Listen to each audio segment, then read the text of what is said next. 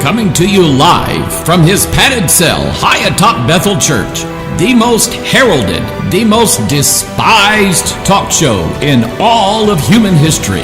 This is the talk show hell hates. This is Pastor Mike Online. And here we are coming to you live from our top secret broadcasting bunker here at Area 52. This is Pastor Mike, and I'm online, and I'm live with you today. The talk show Aliens Hate. The more you listen, the more you know why. Good to be with you today. We got furious, blinding blizzard yesterday. Man, we got almost like 2 inches of snow. It's horrible. But it makes things slick here, and I personally, I'm getting to the age now where I'm gripping things when I walk. When I go down steps, when I walk on slick surfaces, because falling for me is not something I want to do anymore. When I was 12, 15, 20, and limber and a stuntman, we used to wreck our bikes on purpose. We had a little empty lot in the neighborhood I grew up in, and we had a trail there. We had a big oak tree. My dad used to work on riverboats. He was a riverman, and he brought home this rope that was about that big around, had 2 loops on the end of it, and they used to tie up barges with it. And he brought one of those home, and I made a swing out of it. Stuck a little 2x4 in the bottom loop. Had it hanging from a tree, and we'd go barreling down this trail through this empty lot, headed into the woods on our bikes, doing 90 miles an hour. We'd get to the rope and grab a hold of the rope like Tarzan and swing and let the bike go tumbling off into the woods. That's why they were busted all the time. I don't do that anymore. So when it gets a little scary out there to walk and stuff in, everybody stay home. So, but it's melting off today. It was about 19 this morning. It's melting off, especially on the parking lot, which is black. That sun hits it, and that's snow in Missouri for you. No matter how much you get, 3 or 4 days, it's going to be mostly gone. So, anyway, let's talk. And I've got a bunch of stuff here to read. Let's talk about some UFOs today. Can we do that? One article specifically really got my attention yesterday. And then there were some other things that have been reported recently that have come out in the last few days. So I'm going to put some of these articles over to the side because I'm going to save them for last. And some of these, I'll try to put them up on the screen for you. Anything I get like that, if I don't use it immediately, well, then I'll just go ahead and put it in Evernote. And once I have it there, it's there. I've got articles going. I started using Evernote, I think, back in 2014. And so a lot of articles that I get, ideas that I get, thoughts that go through my mind and so on, I try to jot them down. That way I don't lose them. I remember years ago, I have all these notebooks, and I would write down the ideas for a Watchman script on paper. And I had this whole Watchman script written out, and I call it The Lost Watchman, because I was ready to start working on it, putting it in PowerPoint and everything like that. Couldn't find the papers. Have no idea where they went to this day. And I don't even remember the subject now. But it's The Lost Watchman. It's the one I never did, and I have no idea what it was. I can't remember it. So Evernote's been pretty good to me. Let me put some of these up on the screen for you today. Let's see here. No, that's the one I'm saving for later. How about this one? Yeah, that'll be a good one. I think I have that in Chrome. People have been seeing there's been a a wave of UFO sightings lately. And for those of you who are still, you don't believe in them, you don't believe nothing, I will tell you that most of these people who see them did not want to see them. They are biblical. I talked to a pastor this weekend. He has a relative. I'm not going to identify in any way who I'm referring to, but he has a relative who is in the U.S. Armed Forces and believes in them because his relative is in the U.S. Armed Forces and has seen and has told this pastor friend of mine, I can't tell you what I've been seeing. I can't tell you. I can't relate to you. I cannot share with you because it is top secret, but I have seen things. The aerial school, I'm still waiting for this documentary to come out. But there was another UFO documentary that came out. I saw it on YouTube. You have to buy it. It's not free. And so I purchased it from YouTube. It was a documentary on UFOs. And it did a feature of the aerial elementary school in Zimbabwe back in the early to mid 90s. And if you don't remember that story, for those of you who you refuse to believe that there is anything to UFOs whatsoever, and understand me, I don't believe Martians living on Mars. This is prophetic. It is biblical. It is things that God specifically mentioned in the Bible that has happened and is going to happen. And I've done things on that, and I will continue to do it because it is what I see plainly in the scriptures. But the aerial elementary school, it's a mixed school, white and black. They speak very good English there in Zimbabwe. And at this school, you had elementary age school children. There was a teachers' meeting. So you had all of the teachers in a meeting with the headmaster of the school and maybe one or two of I don't know who worked at the school. I don't know what their job was, but they were watching the kids while the kids were out on a break in the play yard. 62 out of over 100 students saw it. This silvery metallic disc-shaped object landed in the bush just beyond.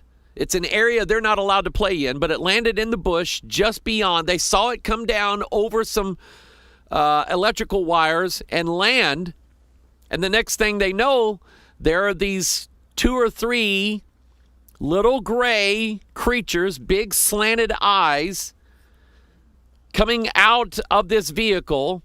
And the children described them as just sort of floating and skipping above the ground and moving about. 62 children out of over 100 saw it. And with several of them, the beings from this particular disc made eye contact with several of the students and attempted communications with them, filling their minds with pictures of like global catastrophes, the forest burning and the end of the sort of, like you see in the book of Revelation, terrible things happening to the earth. And the students reported that they felt like the aliens or the beings, whatever, were trying to communicate that the humans were destroying the planet. That is a very, very, very, very common idea reported by people who claim that they have been abducted or at least given the idea. Devils can plant ideas in people's minds. If you don't believe that, go study Micaiah, who told Ahab how he got deceived. A spirit put it into the Bible says the mouth, but the brain controls the mouth. And all 400 of the prophets to Ahab spoke the exact same thing. And Micaiah revealed the source. It was a spirit that was in them that put that in them to say that to Ahab. So I cannot say that people are literally being pulled up in ships. I don't know that. I know that they're being given the images that they later recall under hypnosis. That much I believe. At least that much I believe. But several of these children, once they made eye contact with these beings, images being transferred into their minds. It got the attention of Harvard psychiatrist Dr. John Mack, who traveled to Zimbabwe, and interviewed on film many of these students. He had them draw pictures of what they saw. And of course, you're dealing with elementary school children. Really, I don't think anybody above the age of 11 or 12. Pre-adolescent children. But they're drawing practically the same thing. Now, some 30 years later, this documentary and the actual aerial school documentary has been filmed. I don't think it's been released. It was supposed to come out last year. It didn't come out last year. I'm still waiting on it to come out. I don't know what the holdup is. Maybe they're wanting funding. I don't know. But after 30 some odd years, not one of the 60 plus children that saw this have recanted their story. Not one of them has said, we all got together one day and decided to play a trick on our teachers, and that was it. Yeah, that was nothing there. We made that up. Not one of them. And the idea of aliens with grayish skin about 3 to 4 feet tall with big almond-shaped slanted eyes, that image had not yet really been popularized until Whitley Strieber wrote his book Communion at about the same time. But it's a sure bet that nobody in Zimbabwe read the book. And there was no internet back then, so the exchange of information back then, if you remember, isn't like it is now. Now, if a picture of an alien comes up, it's all over the world in a matter of days. But it wasn't like that back then. So these children, to this day, have not they've interviewed them as adults now. They still recall it. They still recall the images. They recall the events. They recall it. And they said, this happened. You can believe us or not. We're telling you it happened. Some of them have suffered greatly as a result of it. And they don't want to talk about it. They don't want to deal with it. Very, very evil. This is an evil presence, people. A very evil presence. So when you have stories like that, there was a school in Australia, similar event. Children out on the playground, they see this disc-shaped craft land. And all of a sudden now, some teachers and some students see this. This was back in, I think, in the 60s. And the next day, you had guys in suits coming to the school telling these children, you didn't see anything. Now, where did these guys come from? Our own military has been studying these since 1947, since Roswell, with various projects, Project Sign, Project Grudge, Project Blue Book. And now we find out a couple of years ago that the Pentagon, because Nevada Senator Harry Reid allocated $22 million to the Pentagon. Pentagon comes up with a program called ATIP, Advanced Aerospace Threat Identification Program. And the new term is not UFO, it's UAP, Unidentified or Unknown Aerial Phenomenon.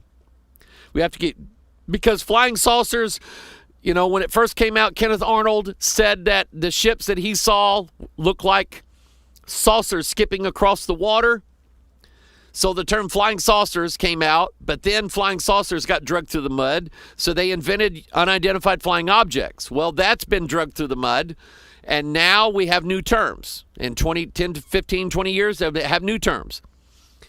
But the point is this. Our own military spent $22 million not studying what kids saw on a school ground, examining photographs, video, and radar and reports from United States military personnel who have seen these craft, have engaged these craft in some way. Lieutenant Commander David Fravor is one of the most, he's been on the talk shows, he's been in the documentaries. He engaged what they called the Tic Tac. It looked like a big, giant, white Tic Tac. They said there was a disturbance in the water. There was something under the water. And that's a whole nother topic to deal with this. I watched another documentary the other day of a woman who came out and said that she was part of a government program that studied underwater. Do I even want to say this word? Underwater bases. Pretty interesting story. Can they be underwater? According to Scripture, I think so. But anyway, Fravor said there was something under the water, and this Tic Tac was hovering above what was going on underwater, and when he engaged it, it started playing with him. And he caught part of it. He caught it on video. That video has been released. It hasn't been leaked. It was released by the Pentagon. It was given to Tom DeLonge, who hired Lou Elizondo. Lou Elizondo was the Pentagon person who was running the ATIP program. He resigned from it because he felt like he was getting nowhere. He said there's people in the Pentagon that are... Here's what Lou Elizondo actually said. Lou Elizondo got ticked off because there's guys in the Pentagon who believe that these things are evil. Well, that would be me. And he didn't like that. So he quit. Well, Tom DeLonge, the rock star, Blink-182, hired him, hired a bunch of other Pentagon, Department of Defense, CIA, NSA guys to be part of a company called To the Stars Academy. They're the ones who have put out this series on the History Channel, Unidentified. They claim that they have what they're referring to as tangibles. You know what that word means? We can hold it in our fingers. They have actual tangible products that they say were not manufactured on this earth anywhere. And they're trying to look into the engineering of it to see if we can get any use out of it. He's got guys, Tom DeLonge has guys working for him that have been working in the United States military, Department of Defense, on warp speed technology from Star Trek. I'm going to read you this article here in a little bit. So we're not just talking about a fringe movement. We're talking something serious, very serious, that people have been seeing. Let me show you this. Let me show you this video. Put it up on the screen. Let me enlarge this. Strange night flashes, vibrations, and humming noise in Ohio town spark talk of UFO. Let me do a full screen of this. Notice this is a guy and his wife taking the trash out one evening. This is a security camera, a Ring. Ring.com is the company that produces these security cameras. They're motion activated, so when the guy walked out to grab his trash, it immediately started recording, and this is what he recorded. Notice the flash over here in the sky.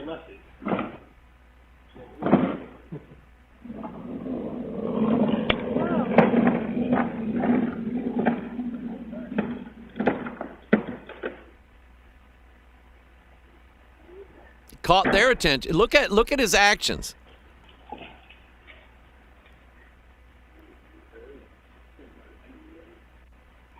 Now, I don't think it does it again after that, but I mean, watch this guy.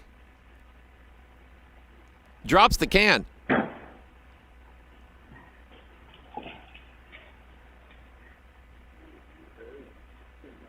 That's a dun dun dun.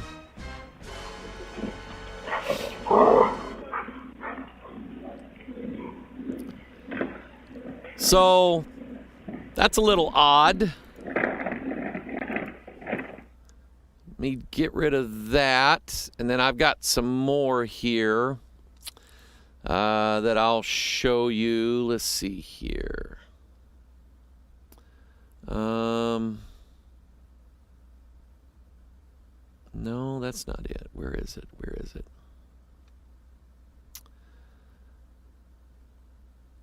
Well, I'm not finding the articles I wanted to show you. Hang on a second. Let me go to this. Let me click that. And let's see here. Okay, here we go. Here's another one. String of lights seen in sky near Charlotte sparks UFO debate. What was it? Light clusters reported by multiple people east of Charlotte, North Carolina. I've got kinfolk out there. Wonderful people, good people, love our country. I think Evernote lets me zoom in on this now. Hang on a second. Let me try this again. There it is. No, it's not letting me do it. Anyway, these lights here, let me read this article. Multiple people have reported seeing an odd string of lights at night near Charlotte, igniting talk of UFOs on social media. Photos shared Saturday on Facebook show what appears to be a string of lights floating over North Carolina's Indian Trail community. The area is Union County, just southeast of Charlotte. Anyone know what these lights were tonight? And what you can see is these little blue dots up in the sky, blue lights up in the sky. Nobody knows what they are. I know what that is. It's two people kissing. Let's see. What else can I show you that I happened across? Yeah, let's do this. Let's talk about this. This is Elon Musk and Jeff Bezos in a Star Wars. Elon Musk and Jeff Bezos spark space war in row over Amazon's internet satellite plan. SpaceX's Starlink satellites have already drawn criticism from astronomers who say they are too bright. People have seen them. A string of satellites in a row going across the sky. My son saw them and sent video to me and said, "Dad, what is this? Is this UFO?" No, it's Elon Musk's satellites. They're supposed to give everybody high-speed internet from space. SpaceX boss Elon Musk has accused Amazon chief Jeff Bezos of trying to hamstring his Starlink system, a chain of satellites designed to provide internet access to areas with no cable access. Musk's SpaceX company wants to place Starlink into a much lower orbit than originally planned in order to provide faster download speeds. However, Bezos has planned for his own rival system. It literally is a Star Wars going on. There was another article, and I figures I can't find it, that was talking about these billionaires, and it may have been this one. I don't see it anywhere, but it was talking about, I've mentioned this before, these billionaires that are talking about ways to get off the planet. Literally ways that mankind can get himself off the earth and live somewhere beyond this earth. Now, is that pure science fiction? Is it pure fantasy? Is it pure imagination? According to the flat earth people, it's not even possible because we live in a snow globe. They believe the heavens above are a hard shell over the earth, with the moon being a projection on that screen. It's not real. It's a projection from a projector. Some of the flat earth people say NASA puts it up there every night. Come on, you can do better than that. But what does God say? Well, God actually foresaw, I believe, a time when man would use different means of trying to escape God's judgment. See, I believe that down deep inside, I think Romans 1 tells us this, that people know who the Creator is, but they bury that. They hide it. They remove themselves from it. They corrupt that idea. And they worship and serve the creature more than the Creator, Romans chapter 1 tells us. So I think that there's something in everybody. Paul talked about when the Gentiles break the law, God's law, it shows that the law is written in their hearts. Literally, in our DNA. Everybody around the world knows it's wrong to steal, it's wrong to kill, it's wrong to commit adultery, it's wrong to lie, it's wrong to dishonor your parents. You don't have to be a Christian American to believe those things, or you don't have to be a Jew to believe those things. These are universal ideas. The idea that there's a God above us who we should honor and glorify. That is a universal idea. It's among every people around the planet. And so I think that in some of these people's thinking, especially the people who have the means to do it, they're trying to achieve a situation where they can leave or escape what they believe to be the judgment of God. Ray Kurzweil. The documentary that was made about Ray Kurzweil several years ago and his idea of transhumanism, you can tell that the death of his father had deeply affected him. His father was a conductor of an orchestra, very talented man, and Ray had a very strong relationship with his father. When his father died, it did something to him, and he says, I don't want to die. I want to cheat death. So he is working on ways that mankind can escape the judgment of God that come to us by way of Genesis chapter 3. Because man chooses sin over God, man has to die. For by one man sin entered into the world, and death by sin. So Kurzweil's working to escape the wrath and the judgment of God. You have these billionaires doing similar things, whether it's Elon Musk or Jeff Bezos. They're trying to achieve similar things, and in some cases, get us off of this planet, because God is going to pour out vials of wrath upon the earth, and terrible things are going to happen. Now, get this idea.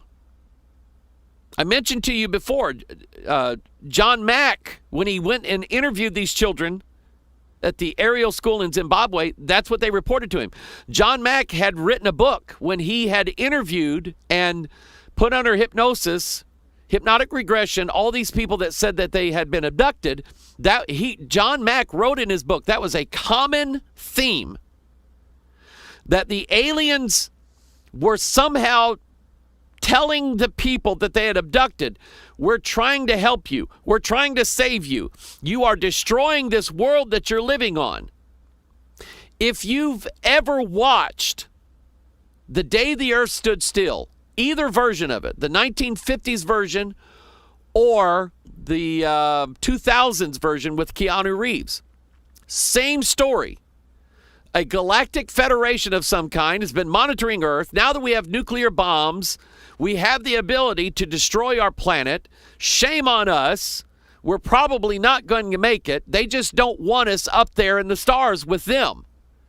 And the point of both versions of the movie was, well, maybe we can evolve. Maybe we can change. Maybe we can adapt, and we can be more like you guys instead of being like our evil selves. Maybe we can be more like you gods who live up in the heavens.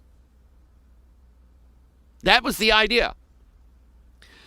And the thought occurred to me that I'm working on a new Watchmen series when Jesus said these false Christs were going to arise. Well, in the 1950s version of The Day the Earth Stood Still, Klaatu, the alien who looks like a human, dies, bringing his message down from the heavens to the earth, is killed because of that, taken aboard his ship, resurrected by Gort, his robot, and then lives again and ascends up into the skies with a warning to mankind. And I'm just going, that's Christ. They're depicting the Christ story in this movie. So anyway, what about man going to space? Because some people say it's not possible. Nobody's been to the moon. We don't have satellites up there. That's nonsense. What does God say? Well, let's see what God says. Amos chapter 9. He said, I saw the Lord standing upon the altar, and he said, smite the lintel of the door, that the post may shake, and cut them in the head, all of them. And I will slay the last of them with the sword, and he that fleeth of them shall not flee away, and he that escapeth of them shall not be delivered. And notice this. He's saying, anybody who tries to flee from my judgment, it won't work. Though they dig into hell, thence shall mine hand take them. Now let me stop right here.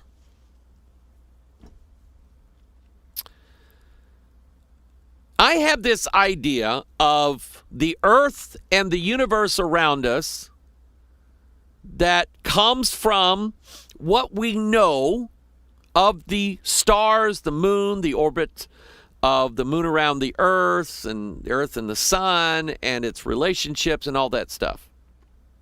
And I am what you would refer to as geocentric. I do believe that the earth is the center of this universe of God's creation. It's amazing to me how angels, that when they fall from heaven itself,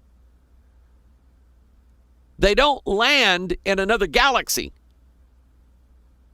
When they're kicked out of heaven, which is above the universe, the heavens, when they're kicked out of heaven, they don't land on Mars, Venus, they don't land on Jupiter, they don't land on the moon, they don't land in some other unknown distant galaxy. They land here on Earth. So I think the earth is the center of everything in God's creation. And I think this earth is unique in all the universe. I don't think there's another place like this earth.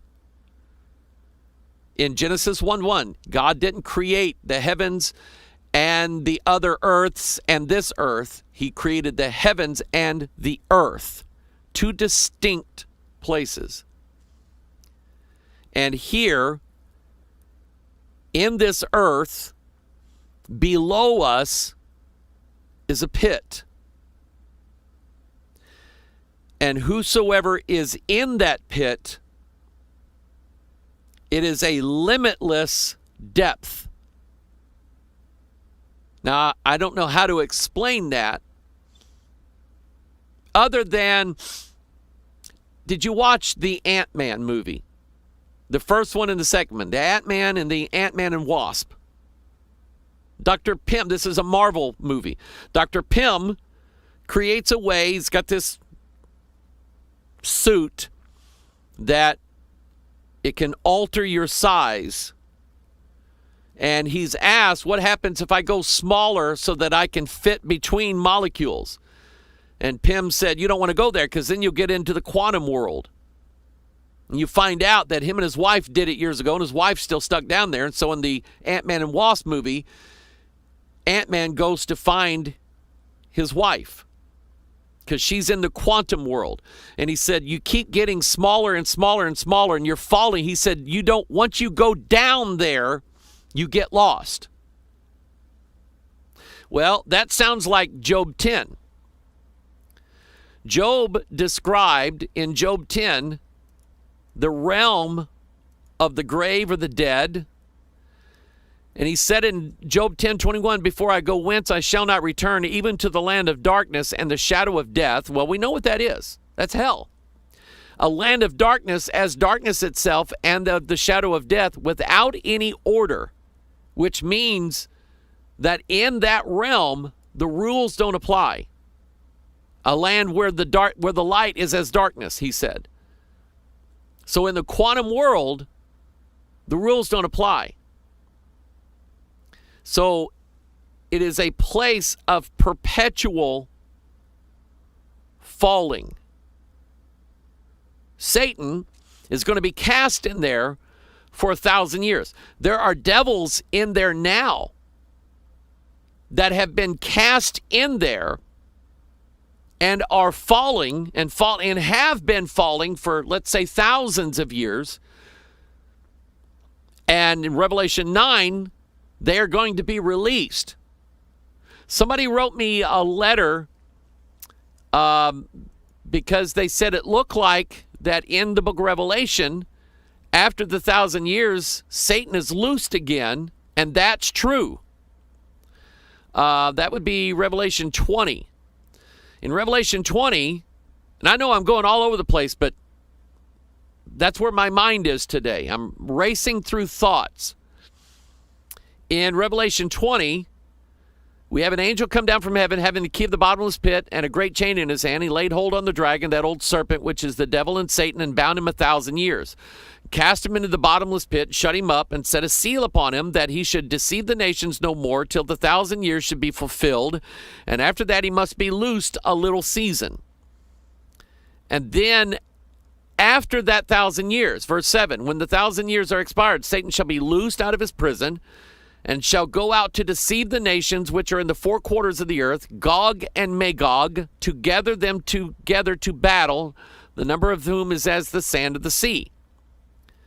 So he does this immediately after falling for 1,000 years. He's let out, and he immediately gets his old army again, Gog and Magog, who I believe are spirits. And he says, let's try this again. Well, it doesn't work. So they're all cast into the lake of fire after that. So you are right in reading that in the book of Revelation. When Satan is released out of the pit after the 1,000 years, he goes to deceive and gathers an army one more time. And when he does it this time, God's not playing around. He's not going to put him in jail, not going to sentence him to a 1,000-year sentence to reform him. He's just going to throw him in the lake of fire, and that's going to be the end of it, period. But think of the angels that fall from heaven. The devil himself, as he falls from heaven, he lands on the earth. Once he lands on the earth, he's going to be thrown into a pit, literally in this world somewhere, and falling down into an everlasting falling. Even down into the quantum realm, I believe. It's just a theory I have. Trying to make sense of what the Bible is trying to tell us about the universe. I think the Bible is a perfect blueprint of all of this creation. I think it's telling us how God made it, what its use is, how it works, where everything is. All these stories about UFOs, they have to have a source. There has to be something in the Bible that explains to us what they are. And I believe that. So we go back to Amos now. Amos chapter 9. So, what if we have technology that allows us or allows someone to try to escape by falling into a dimension that they think would cause them to avoid God's judgment, like the bottomless pit? Though they dig into hell, then shall mine hand take them. You know, the phrase wormholes, do you know what that means? When astrophysicists refer to a wormhole, it means that it is a gateway between two faraway points in the universe that instead of traveling hundreds or millions of light years of distance, that a tunnel opens up and allows you to take a shortcut right over there to it, like a quantum tunnel. That's what a wormhole is. Did you know that God said something very similar to that? Micah 7:17, they shall lick the dust like a serpent. Dust, I think, could be a reference to quantum particles. Quantum particles are the stuff that atoms are made of. We thought that atoms were the smallest things in the universe. But then they realized that the atoms were made of something. And that something is called quantum because quantum means the quantity of everything. Quantum particles are what make up atoms. And in the quantum world, it doesn't obey the same rules that we obey in this universe. If we want to travel from St. Louis to Kansas City, you have to get on Highway 70 and drive about 3.5 hours. Okay, unless you're a quantum particle and you can quantum tunnel and you can literally travel, you can be in St. Louis 1 second and Kansas City the other second and not occupy any of the space on Highway 70 between the two. Okay? So God said, they shall lick the dust like a serpent, and they shall move out of their holes like worms of the earth. Literally wormholes. Now, back to Amos chapter 9. And if this is too much for you, this is how my mind works some days. I just think this stuff through. I like to know that the secrets to everything are in our Bible. Everything. So he said, though they dig into hell, then shall mine hand take them. Though they climb up to heaven, thence will I bring them down. Now, it's not the first time that that's ever been thought of. What were they dreaming up in Genesis 11? A city and a tower whose top may reach unto heaven. Let's get off of this earth, because the flood had already happened. And so maybe they're thinking, well, God did it once, and if he does it again, we need an escape. Because to me, it's just easier if you just follow Jesus Christ and are saved, and you don't have to build spaceships to go to heaven. I'm going to be carried there by angels. Amen. They don't want to obey God. They don't want to obey God, but they don't want his judgment and his wrath either. So they say, let's build us a city and a tower whose top may reach into heaven. So the ISS, the International Space Station, is a city in heaven. It has a population. It has rules that govern what they do up there, and it's from different countries. So it's literally an international city. It has its own special, unique set of rules and protocols that they have to follow up there. So it literally is a city in the stars. So back to Amos 9, God said, if you go up to the heavens to try to escape, thence will I bring them down.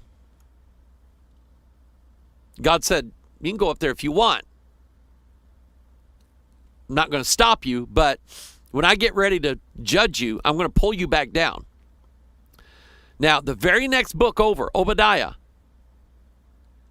he's speaking to Edom, and he said, the pride of thine heart hath deceived thee, thou that dwellest in the clefts of the rock, whose habitation is high. That saith in his heart, who shall bring me down to the ground? That sounds like Lucifer. How art thou cut down to the ground, which didst weaken the nations, God said. And he said, though thou exalt thyself as the eagle, and though thou set thy nest among the stars, thence will I bring thee down, saith the Lord. We already have a nest up there. And now we're wanting to go farther with that, way farther. Farther than we've ever been before. Past Mercury, Venus, Mars, Jupiter, Saturn, Uranus, Neptune, the 7 stars, the 7 planets. Manly Hall, in The Secret Teachings of All Ages, speaks of these allegories and these myths all throughout Earth's history of a god or a hero or a goddess or something who was down in the lower parts of the earth, down in hell, and had to get their way through 7 gates or 7 portals to rise up to escape the underworld.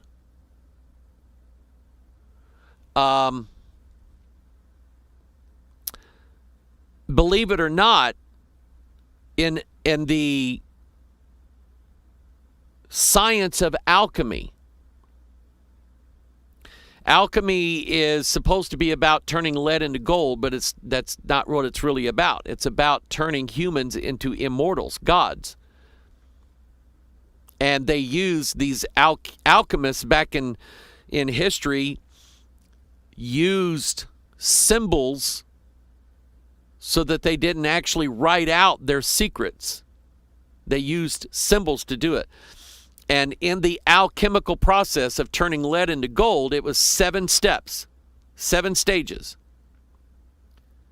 So you had a bar of lead here, and you had to do this, and do this, and do this. You had to do 7 things to it in order to get it to turn into gold. And they drew that out in various ways that if you didn't know the language of the symbols, you would never figure it out. And one of the symbols that they used was 7 minors, not minors like young children, but 7 miners who worked to bring treasures up out of the earth. Snow White and the 7 dwarves. What were the occupation of those dwarves? They were miners. And that's what I have a book on alchemy, and that's what it said. It said the symbolism of the 7 dwarves was they were miners, and the allegory is that the woman is the prince or whatever. The woman is brought back to life by the work of the 7 miners, going through the 7 gates to ascend man up. So I had this thought. What if, and the beast has 7 heads, which are 7 kings. But it didn't say if those kings were literal earthly kings, because we know that there are spiritual kings. We know that in Revelation 9:11, dun dun dun, put that button. In Revelation 9:11, these spirits in the bottomless pit have a king over them, who is the king, who's the angel of the bottomless pit. So people were looking for earthly kings to fulfill these roles of the 7 kings that the 7 heads of the beast represented in Revelation 13, Revelation 17. And I submit to you that they are spiritual kings, represented by the 7 stars or the 7 planets. So what if, and I'm just giving you a lot of what ifs today.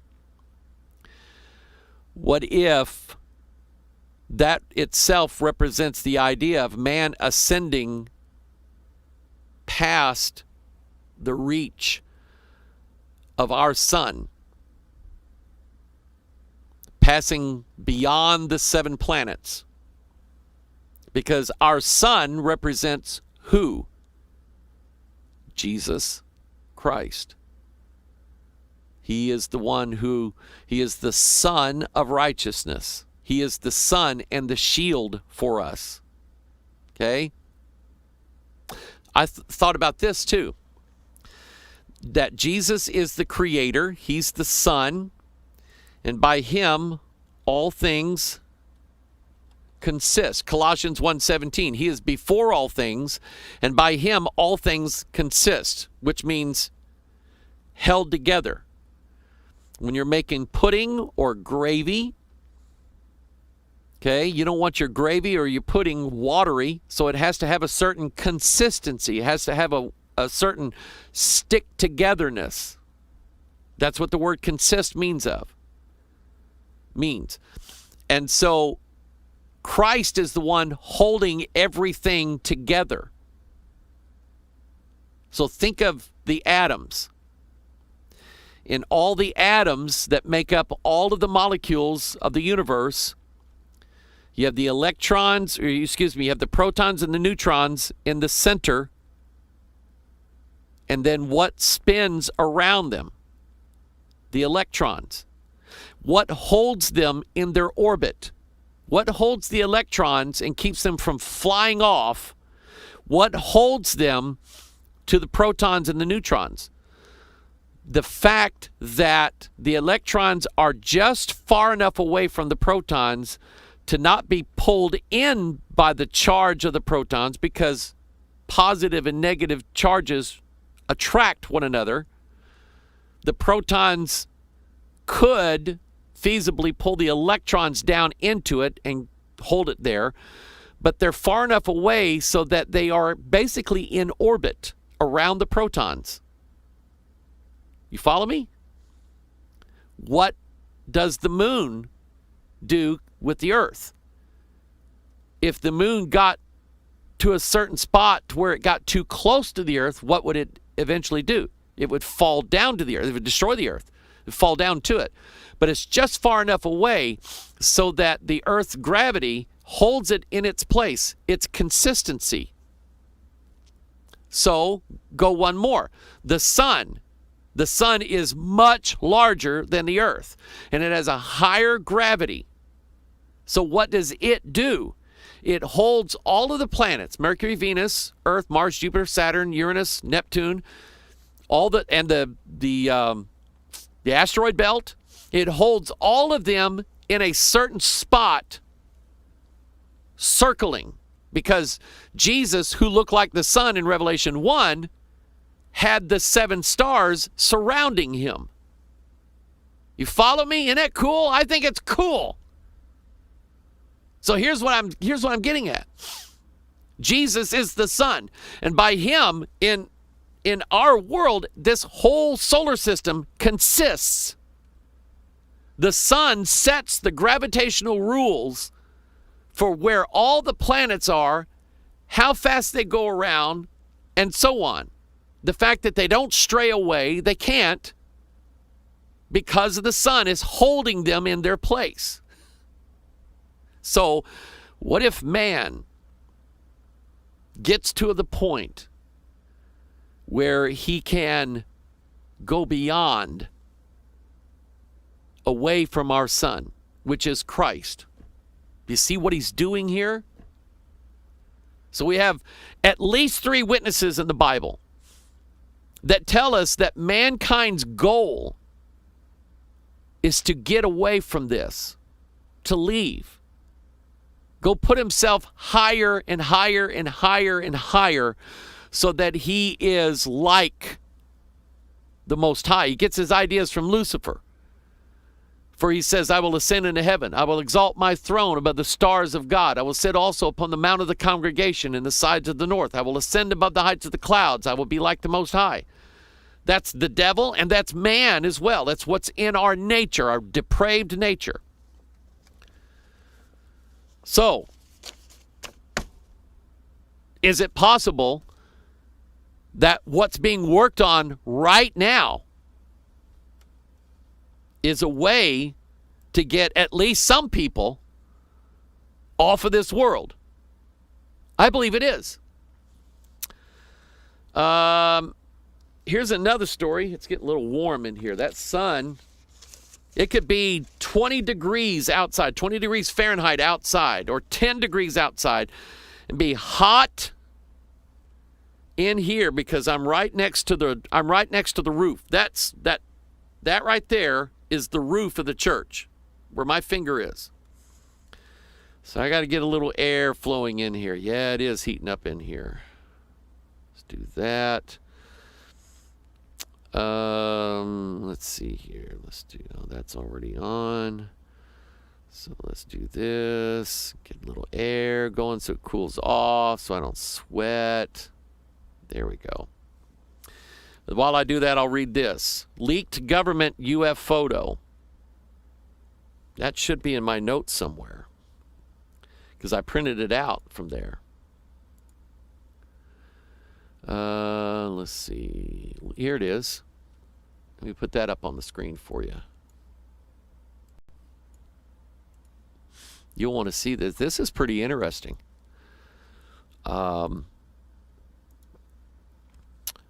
What is hovering cube-shaped object?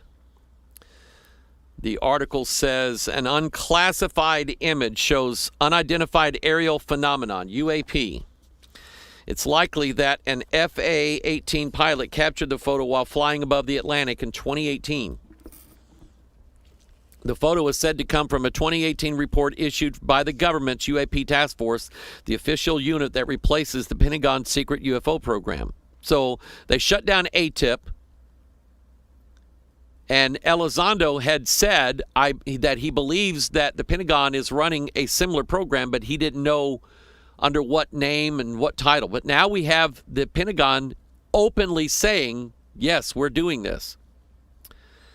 The leaked photo dates back to 2018 when it materialized in an intelligence report from the Unidentified Aerial Phenomena Task Force, the DoD's official unit that investigates UAP sightings. In August, the Pentagon approved the establishment of the task force as the first on-the-books government UFO program since a 2000s-era unit, which is ATIP, lost its funding in 2012. However, multiple sources confirmed with Popular Mechanics earlier this year that the unit remained active in secrecy after its shuttering. According to the debrief, the UATPF has briefed government and military officials on UAP, UFO, flying saucer matters. For the last 2 years, the newly surfaced image appeared in a report issued by the task force during that time. The debrief's Tim McMillan, a contributor to Popular Mechanics, learned of the photo's existence from a defense official who has been verified as being in a position to have access to the UAPTF's intelligence reports, he writes. 3 other government officials confirmed with McMillan that the photo, which was shared on a secure network used by the U.S. intelligence community, comes from a 2018 task force report. Now, anytime something is leaked from the government, there's at least an 80% chance, at least 80%, that it was leaked unofficially, officially. Which means that whatever area of government it came from, they'll never say, yeah, we leaked it. But they leaked it. It was done deliberately. The word disclosure, the idea that certain, a growing number of people in our country want our government to come up front and be honest and say, this is what we know about UFOs. I don't see that happening. What I see happening is paco a paco. Those of you who play music, you know what that means. Little by little. It means that the government is slowly going to release things that they say they have no explanation for whatsoever. They can't identify it. They don't know what it is. They don't know where it came from. But here it is. And in some of these cases, the stories are scary. If you watch the disclosure event, which was Stephen Greer's move that he made back in 2000, I think, somewhere around in there, where he finally got these guys to talk. Guys that were in the military, guys that were in the CIA, Department of Defense, NASA, things like that. Gordon Cooper always talked openly and honestly about, number one, when he was flying in space, he saw a UAP and reported it. And then Cooper, because he had a top secret clearance, was working at a particular Air Force base, and they had a film crew out filming, I guess, landing maneuvers or something like that. And he said this ship came down. They got it on film. A ship, a saucer disc, landed. 3 little legs came out. Doors opened. Creatures came out, went back in, flew up. The camera caught the whole thing. He went back to the office, made a few phone calls, figured out who wanted it. They said, develop the film, get it to us, stat. They developed the film. He looked through it a little bit through the window, saw it was very clear images of this saucer landing on this Air Force base, and sent it up to it. And the guy asked him, he said, did you ever follow up with that? And he said, who would I follow up to? He said, once I sent it up the chain of command, I have no idea where it went. He said, but I know what I saw. I know what it was. I know it was there. This is a trained astronaut. He knew exactly what it was. He knew that the Russians didn't have it, the Chinese didn't have it, the North Koreans didn't have it, Israelis didn't have it, we didn't have it. Now, boy, I don't know. I can't read this one yet because it's linked to the one I'm saving. What time is it? That's what some of the rest of these are, too. They're related to the big story that I was going to share with you today. So, do you believe that it's possible that things could be appearing in the sky that are not of this world?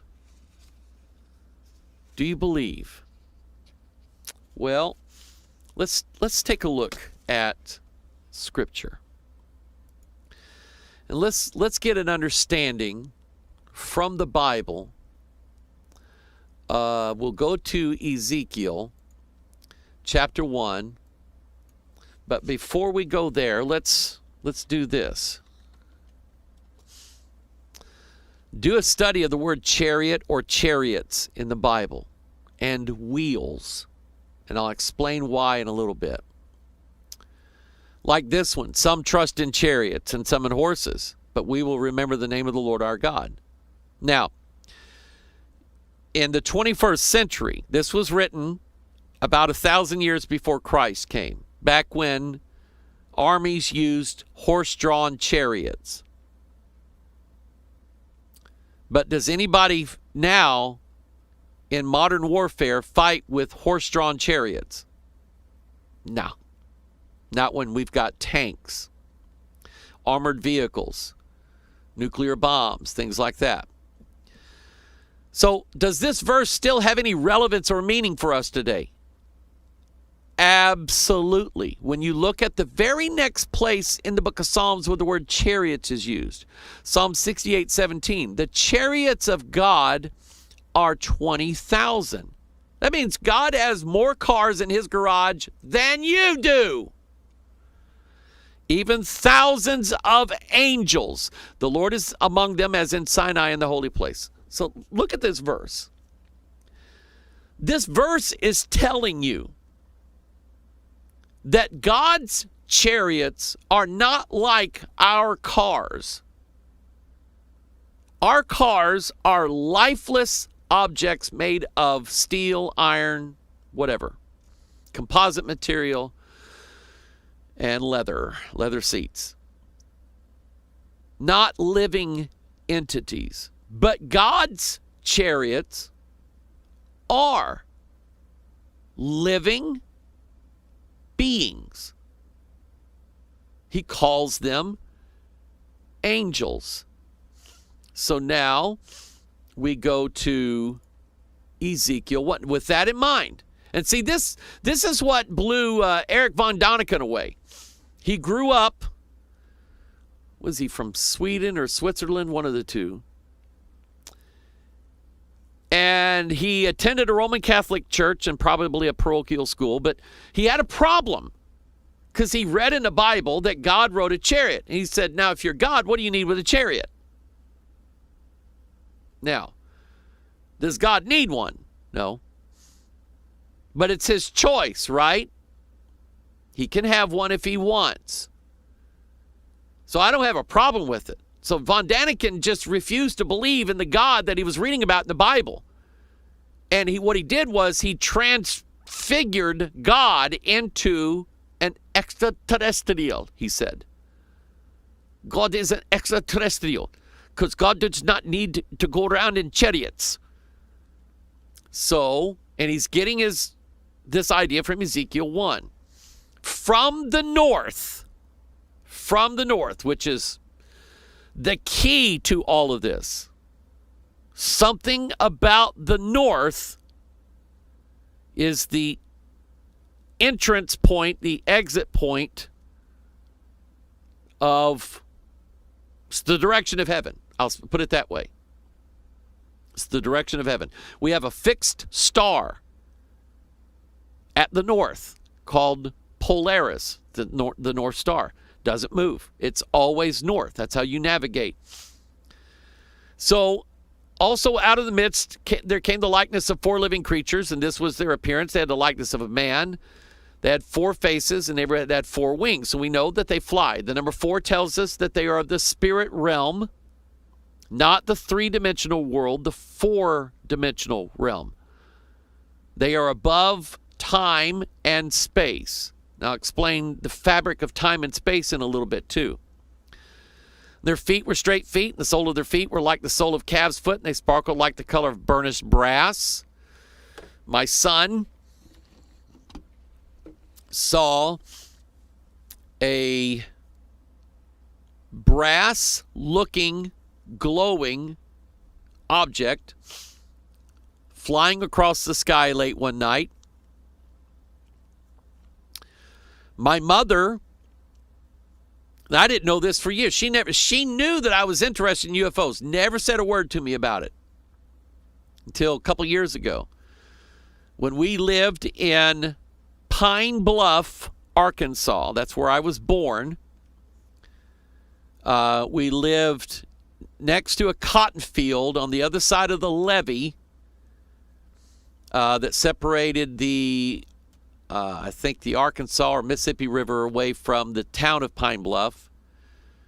So we lived on the floodplain side. And there's this little lake. It's like a horseshoe lake next or close by to where I grew up there. And my mom and her best friend, our neighbors, they were coming back home one night, and there was this glowing orb that was hovering above this lake. And they saw it, and they slowed down to take a look at it, and all of a sudden it just shot up into the heavens. She never told me all these years till a couple years ago. And I'm, Mom, why didn't you tell me? That's the same color, burnished brass. Let's see here. Let's go down a little bit.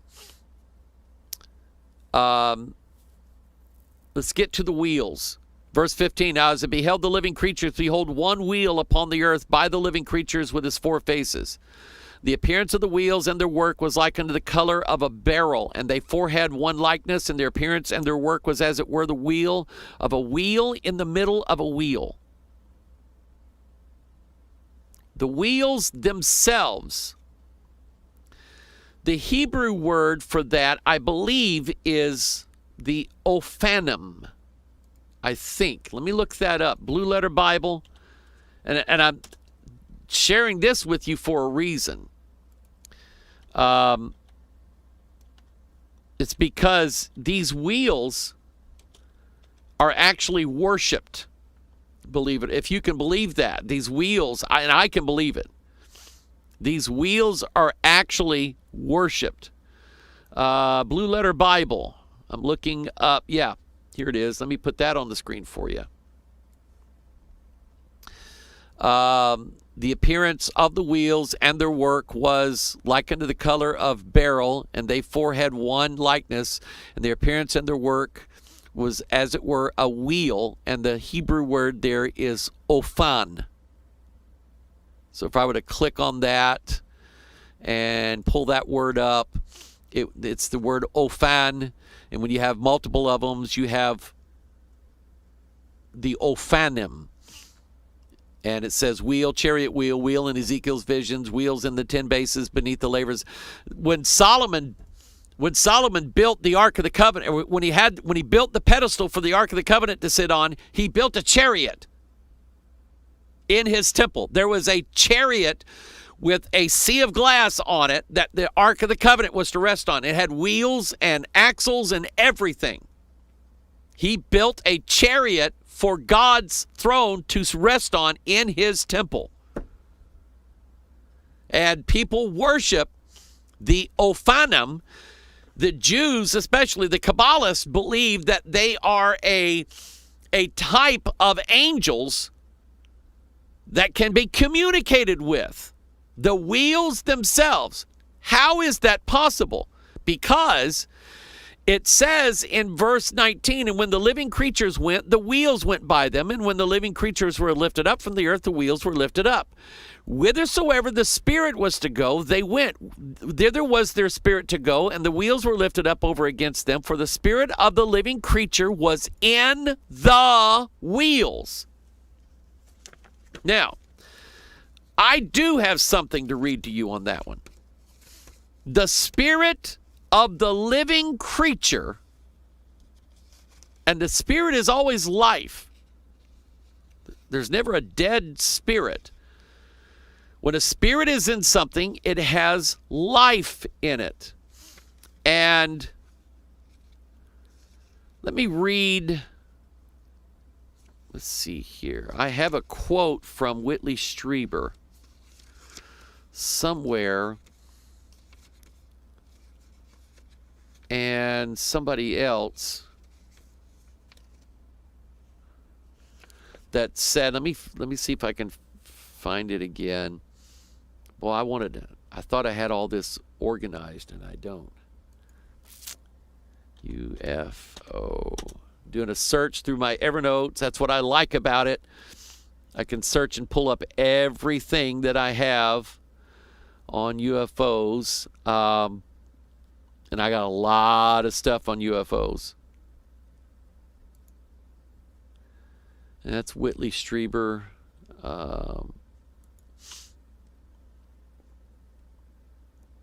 Yeah, here we go. Let me put this up on the screen. This is from Colonel Philip Corso, reading a book that was written about him. Colonel Philip Corso interviewed with his son, who was privy to information given by Corso on his deathbed. Now, Corso wrote the book the day after Roswell.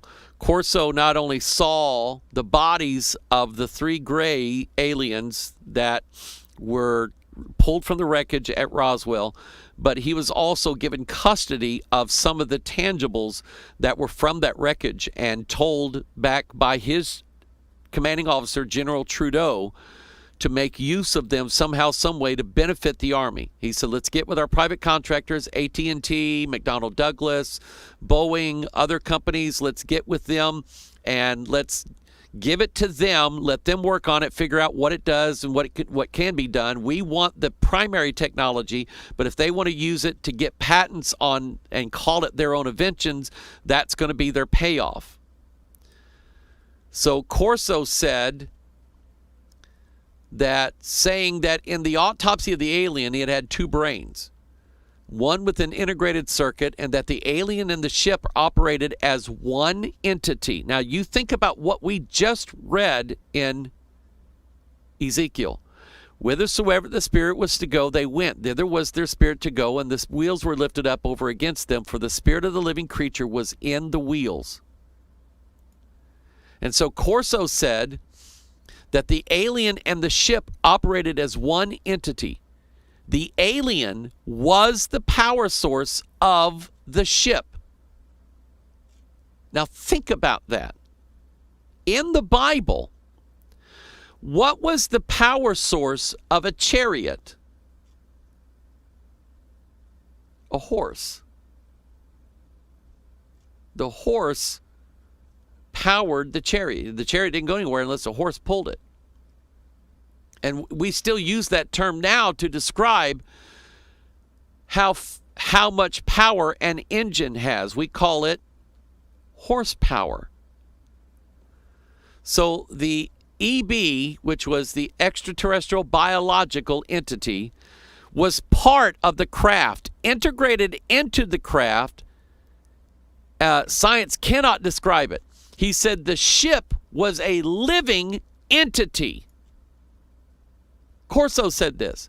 And he said when it died, it simply turned from blue to brown. And that matches what you see in Ezekiel 1. That the wheels were actually alive, because the spirit of the living creatures, or if we use the terminology in Revelation 4, which is describing a similar or the same thing from a different perspective, the spirit of the beast was in the wheels. Wheels, the discs, the ophanim. Stephen Greer, the Hebrew word for chariot is Merkabah. And it just so happens there is an entire branch of meditation Kabbalah called Merkabah mysticism. And what it does is that it puts you, the meditation person, in direct contact with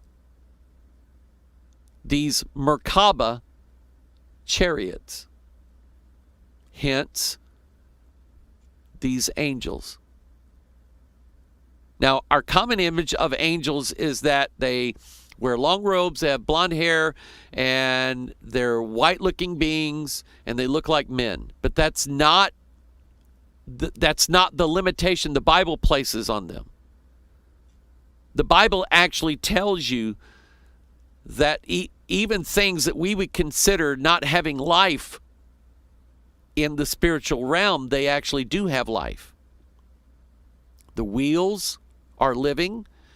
The chariots themselves are living because they are angelic spirits, angelic entities.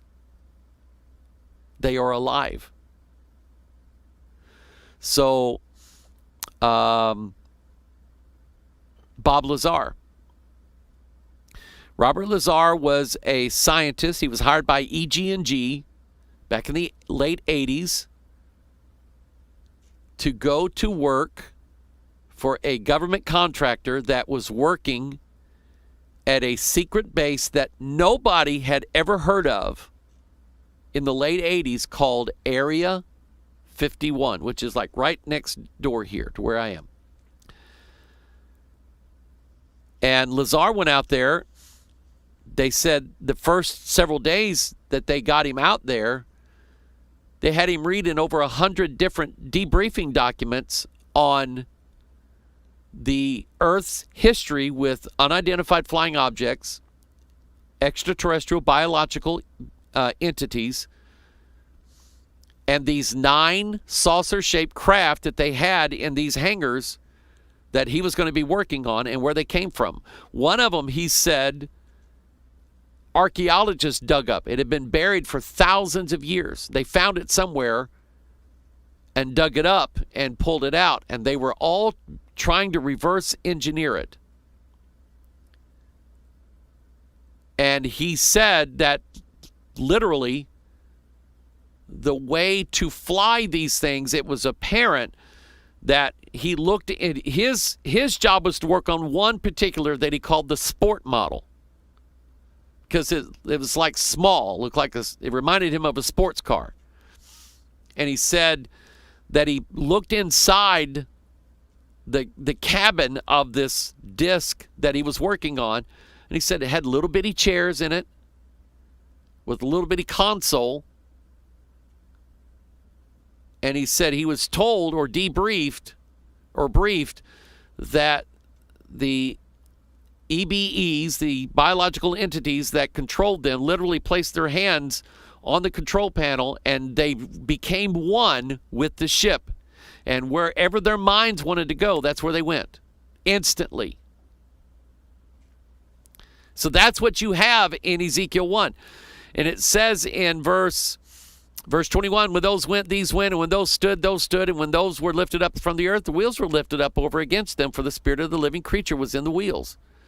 The likeness of the firmament upon the heads of the living creature was the color of the terrible crystal stretched forth above over their heads above. Let's see, where does it talk about how fast they went? They basically were as fast as lightning, because they would run and return without any acceleration, without any deceleration. They would just instantly be in one place, go to the other, and then back again. No deceleration, no. And he said if you put a human in there, you're going to kill him. The forces of gravity and the laws of physics are going to kill him. Let's see here. What else can I share with you? Okay, here's another article. Here's a statement by Professor Stephen Greer in a video that he made, an interview that he had.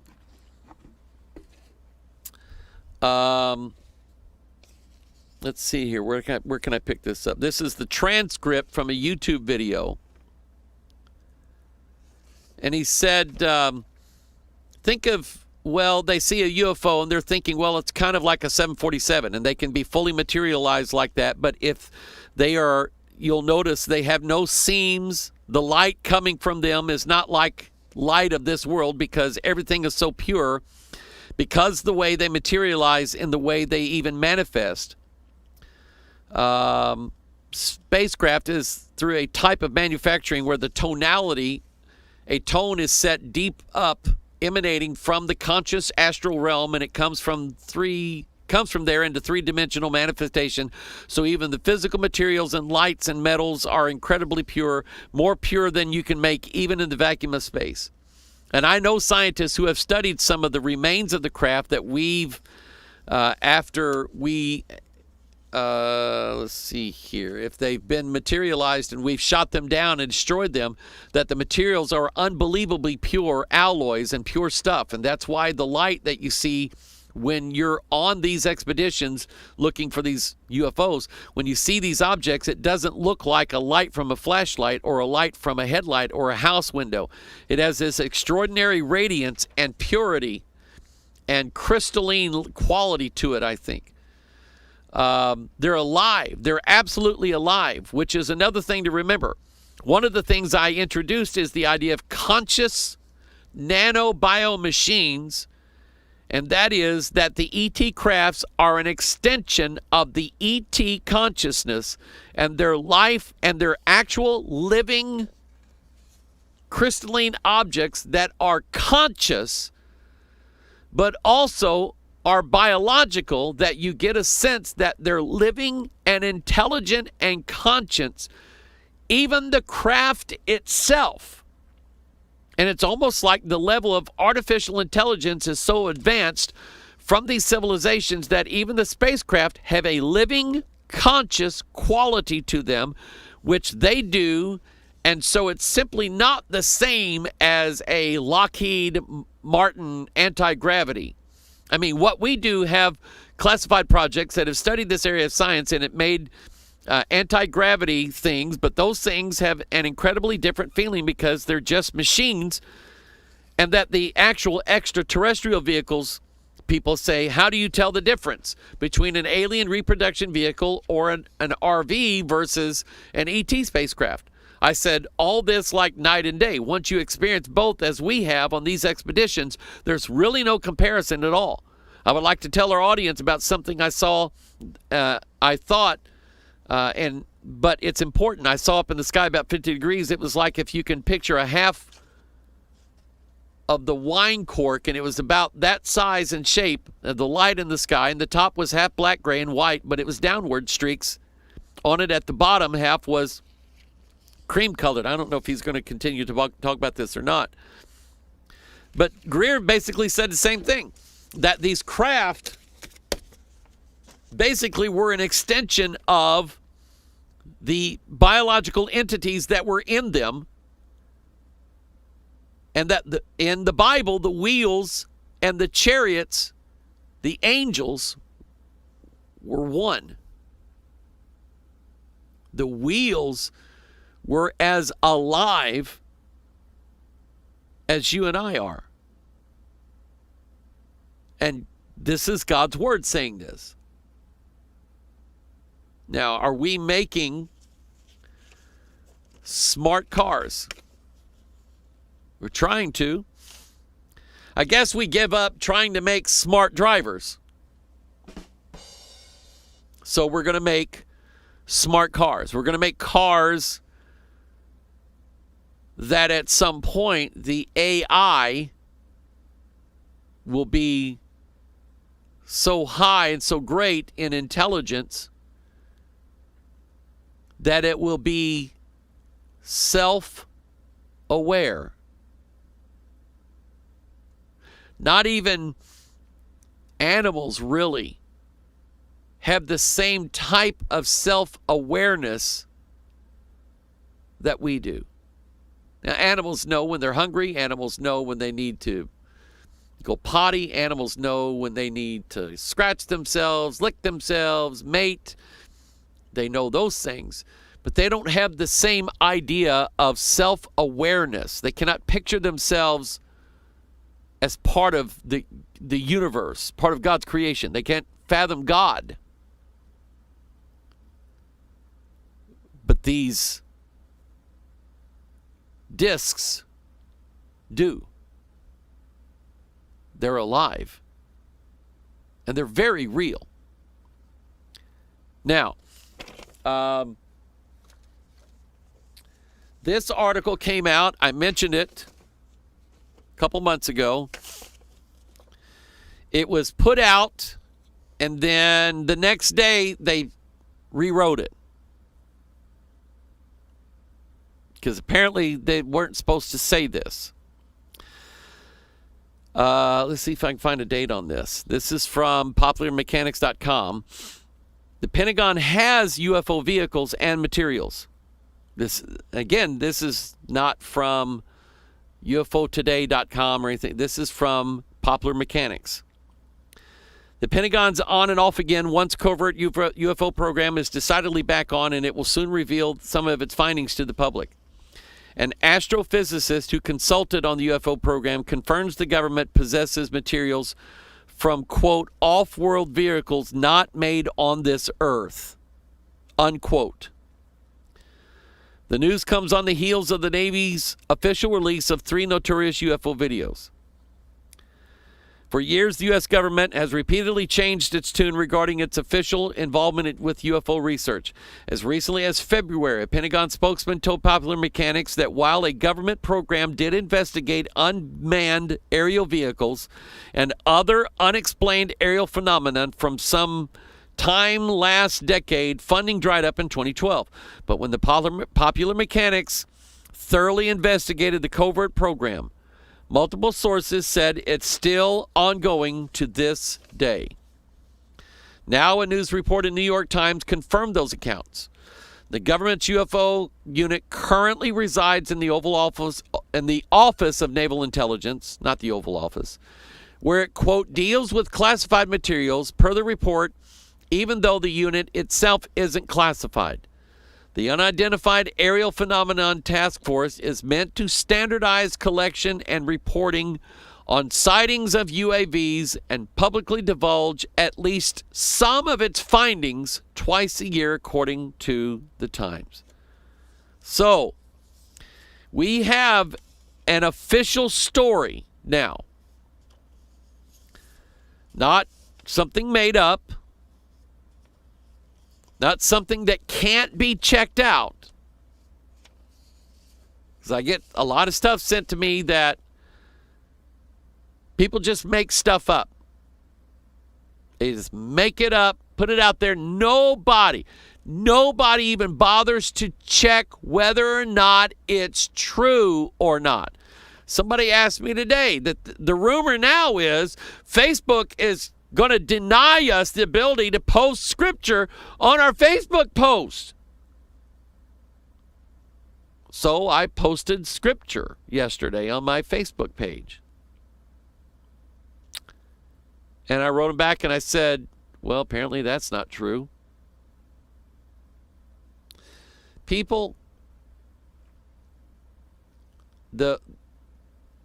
and YouTube still hasn't gotten back with me on whether they're going to put my video back up or not. What I preached in Pea Ridge, Arkansas last Friday night was so heavy in my heart. I mean, it's been that way. Heavy, heavy heart. Because so much lies are being told on the left wing and on the right wing that I have absolutely no idea on some things what to believe and what not to believe. So don't get angry with me when you send me stuff and I don't think much of it. It's usually going to be because the claims that they made, they did not back it up with any evidence. None. No second witness, no third witness, no documentation, no proof. Anybody can sit in their car, their kitchen, their living room, their bedroom, their bathroom, and make a claim on the internet. Anybody can. Doesn't mean it's true. Does not mean it's true. So people have some discernment. So we know the government now is admitting that they do have pieces from UAPs. Well, that's what Bob Lazar was saying all the way back in the 80s. He said he was asked in this latest documentary that was done about him, Bob Lazar was asked if you could go back 30 years now and not do that story, would you? He said, definitely. He said, it's ruined my life. It's absolutely ruined my life. He said, I'm not a UFO guy that goes to UFO conventions. And he said, to me, the travesty was that we're working on technology that could literally change this whole world for the better. We're talking about power sources that we wouldn't need to burn coal, we wouldn't need nuclear fuel rods, we wouldn't need to be consuming oil and gas and polluting the environment. We wouldn't need any of this stuff. And he said it's being hid from the rest of the world. He said that's an atrocity. So he came out and said, yeah, we've got them. Colonel Corso, writing the book Day After Roswell, said, yes, we not only have them, we have successfully reverse engineered some of the material from these craft in order to benefit not only the military, but mankind in general. We have it. So now, here's the article that really gets my attention. This came out yesterday. Navy, let me see if I can put it up on screen for you. You'd like that, wouldn't you?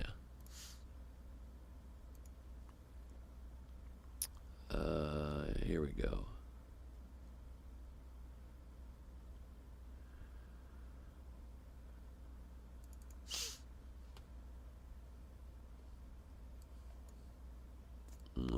Get over there. Navy UFO patent documents talk of space-time modification weapon.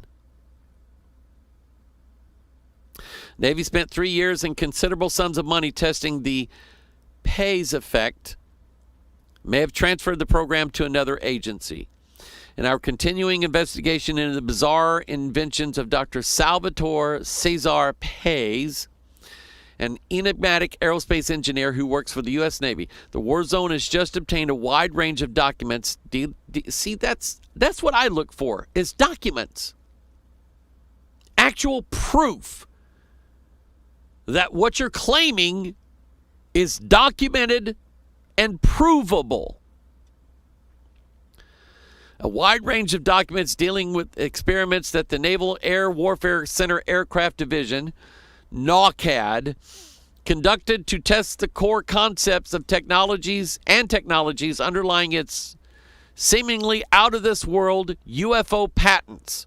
These same patents were vouched for by the head of the Navy's aerospace research enterprise, who cited Chinese advances in similar technologies as one of the reasons why the Navy was filing them.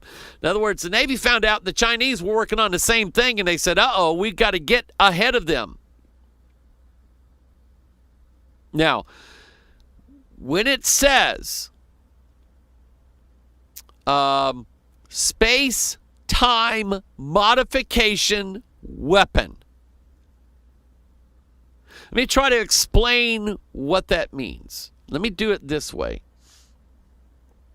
Genesis 1. Take a Bible, Pure Bible Search software, whatever. Genesis 1:1. In Genesis 1:1, you have the fabric of our universe. What our universe is actually made of. 3 primary parts. Time, space, and matter. And time and space, and let me explain it to you. In the beginning, that's time, the introduction of linear time to this universe. Because everything that exists in this universe exists as a result of time that governs its existence. Time and space. We think of it like this. How long does it take to travel from point A to point B? So if point A is here and point B is only 500 feet away, then you could say it only take just a short walk to travel. You wouldn't get in your car to travel 500 feet. You would just simply walk it. Okay? So time and space are woven together just like the threads of a sheet or a fabric. What you do to one affects the other because they're woven together like a mantle. Can you think of a story in the Bible that had a mantle in it? A piece of cloth, a sheet. Okay? So, in the beginning's time, God created the heaven, space, three-dimensional space, and the earth, matter. Matter exists in a universe that can contain it, governed by the laws of time. So all three are woven together in a sheet, a fabric, a cloth, a mantle. Okay? So picture on this sheet, let me go full screen here. Picture on this sheet, you have like the sheets laying across your bed. And you have my side of the bed and Sweetie Pie's side of the bed, which is a lot bigger than my side of the bed. Okay, just saying. And there's space between us. Now, let's say that you were in our bed, you were a skin mite. Okay, not a bed bug, but a skin mite. Skin mites are in everybody's bed. What they do is they live off the dead skin tissue that falls off your body while you're asleep. So actually, they're kind of healthy. So anyway, you have a skin mite. Now, this bed is huge. It's a king-size bed. And for the skin mite to travel from where you lay to where your spouse lays, well, that might take him years to get across there because he's a little bitty tiny thing, and he just takes him a long time to get across there. So if there was some way that you could bring point A on the sheet and point B closer together, then the skin mite wouldn't have as far to go between the two spots. Makes it simpler for him, right? So there's actually graphics that I saw. Let me see if I can pull some of these up here. Here we go. Let me put that up there. This is called the fabric of space and time, and it shows you how they're woven together. So let's say that the universe can be bent. So that if this was stretched out, right here, here's a bigger version of it. If this was stretched out flat and you were here, this was Earth. I didn't mean to do that. If you were here, this was Earth. And then over here was some people that we wanted to get in contact with. We wanted to go to their planet. Well, if we traveled the entire distance of the universe, it would take us, let's say, 1,000,000 light years. Traveling at the speed of light, it would take us 1,000,000 years to get there. So then what's the point? But if you could bend and fold space in on itself, you're also bending time as well, and and matter as well, because they all go together. The fabric, that's what they call the fabric of space-time, or the fabric of the universe, is that these things are all tied together. So now, what if you put a bowling ball, a big, heavy bowling ball in the middle of your bed? And that's what, like, this picture represents. You see what's happening? Is that these points now are being drawn closer together because gravity of the bowling ball is bringing it down, and it's drawing these 2 points closer together. Okay? Now, there are verses in the Bible that talk about how God visits the earth. Psalm 144:5, bow the heavens, O Lord, and come down, which literally means God folds down and he bows heaven so that the edge of heaven dips down so that God just merely has to just take a step and he's on the earth. Okay?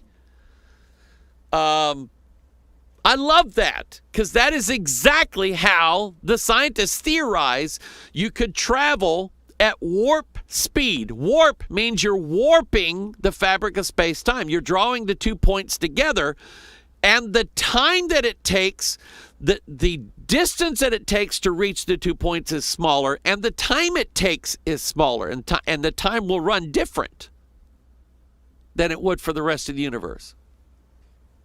So now, having said all that, we now have a space-time modification patent.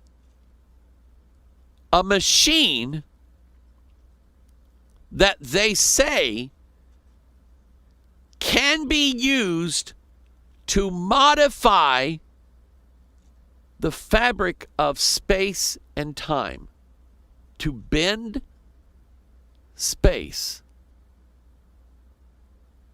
and using gravity to do it. Because gravity is practically the strongest force in the universe. Gravity's it. Gravity's everything. And remember what we said about the sun and all of the atoms. The protons in the center of the atom would pull down the electrons and pull them to themselves. But because they're just far away, all they do is revolve around the protons. Same way when we send a satellite up into space, or the space shuttle, the ISS, or whatever rocket ship we send up there, it immediately goes into orbit. It goes into a place where literally the Earth's gravity is propelling that satellite or that space station or that spaceship around the outer edge of the Earth. It's spinning it around and providing the power. The rockets aren't on. They use rockets to get into orbit. Well, once they're in orbit, the gravity of the Earth propels the ship around it, and it holds it in that place. And it's the same way with the sun. So Bob Lazar, back in the early 80s, said that that's how those ET craft worked. And he said, here we are on Earth. We don't even know exactly what gravity is. We know that every molecule has its own gravitational force. And it's in smaller things, it's a weaker force. In bigger things, obviously, it's a bigger force. He said, here we are. We don't even know how gravity works and what exactly it is. But he said, whoever designed this craft that he worked on not only figured that out, but they figured out a way to generate a gravity field to alter and warp space-time so that these craft could literally jump out of sight and be gone. And we'd never catch them. Ever. Now, with me, you guys know me. You know that if I'm going to believe anything, it's all got to match in the Word of God. The Word of God cannot contradict science, and then I will come along and say, well, I think I'll believe science here and not the Bible. I don't do that. If the Word of God directly contradicts something that the world of science has come up with, like evolution, I will say every time they're right and the Bible, or they're wrong and the Bible's right. In this case, this is what they've theorized as a way to go from one location in one galaxy to bring, literally, to fold space and time so that where we're going is actually closer than if we traveled that entire space. In other words, going through a hole like a worm. A wormhole. And so, was Bob Lazar telling the truth when he said, I was working along with other people on at least 9 craft that I knew of? Were the Zimbabwe school children lying? Were any of these other stories that I relayed to you today that describe how things work, do you think they were lying? And especially in the light of the fact that you can now see clearly in the Word of God that what they were saying is true. What did Daniel say concerning the Antichrist? Because remember, if you can alter three-dimensional space, you can alter the time that it's associated with. And is there any such entity in the Bible that would be interested in altering and changing times? Any such entity at all? Let's see here. Where is it? Where is it? You shall seek to change. No, that's not it. Here it is, Daniel 7:25. He shall speak great words against the Most High, and shall wear out the saints of the Most High, and think to change times and laws. And they shall be given into his hand until a time and times and the dividing of time. Now some say that's 3.5 years, and that could very well be. But why? It makes me wonder why God didn't say until a year, years, and a dividing of a year. Why didn't God say it that way? Makes me wonder. Why did he say time, times, and a dividing of time? Why did he say it that way? I don't know. I don't have the answer to it. Now, you remember, I'm about done here. You remember I told you the story. I said, can you think of a story in the Bible where someone had a mantle and they folded it? A mantle is fabric. That fabric is time and space and matter woven together. You affect one, you will affect the others. In 2 Kings chapter 2, remember what happened. Verse 8, Elijah took his mantle and wrapped it together and smote what did he do? He folded the mantle together and smote the waters, and they were divided hither and thither, so that they too went over on dry ground. Number one, defying the laws of physics. Defying the laws of physics. Number two, creating a way using this mantle, which I think represents gravitational force, to cause the waters to part hither and thither on both sides so that Elijah and Elisha can walk across on dry ground. Not get their feet muddy. Their donkeys' feet didn't get muddy. Nothing got muddy. And he smote the waters, and of course the waters collapsed again. Elisha did the same thing. He received a double portion. So he took the mantle, folded it together, smote the waters parted exactly the way he said. Do you know what I think? Rivers, one of the probable and partial representations of rivers in the Bible are? I think I'll make you wait to find out. Is that cruel? I'll just go ahead and tell you. Rivers, I believe, in at least one symbolism, they represent the flow of time and the cycle of time. And Elijah and Elijah, using the folded mantle to smite the waters, separated the rivers. And I think it's possible that means time stopped. God allowed him to go through. I believe there's a waterway that divides the universe from the third heaven, and nobody can come across except the one who has the power to do such a thing. I believe that is Jesus Christ. It's good to be with you today. I have a headache now from talking. This is big stuff here. But I hope you found it interesting, because my whole point in all this is that everything that's going on in this world, you really can trust your Bible to tell you the truth. You just got to believe it.